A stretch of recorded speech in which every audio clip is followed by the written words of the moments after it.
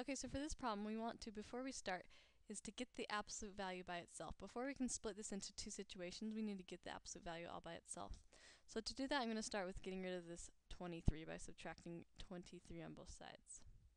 So once you subtract 23 on both sides, we're just going to have the negative 8 times the absolute value of x plus 7 on the left side is greater than negative 8, because 15 minus 23 is negative 8. Next, we need to get rid of this negative 8.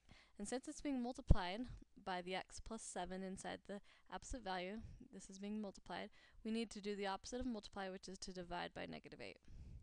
And do that to both sides. Now, when you divide by negative 8, that makes it go away, so we just have the absolute value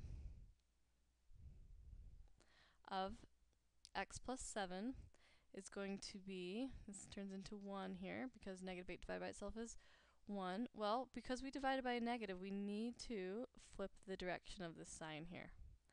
It's not a greater than anymore, it's a less than. So now we're ready to split it off into its two situations here. So this x plus 7 is less than 1 spot away from 0.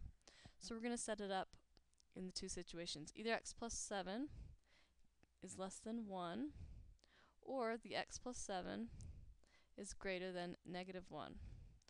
So if we solve these, we'll subtract 7 on both sides. That tells us that x has to be less than negative 6. Subtract 7 on both sides. Or x has to be greater than negative 8.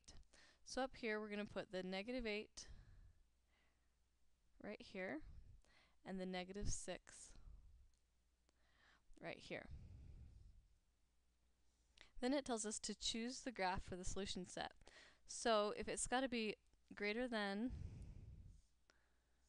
negative 8, but smaller than negative 6, then it's going to be between these two here, between negative 8 and 6.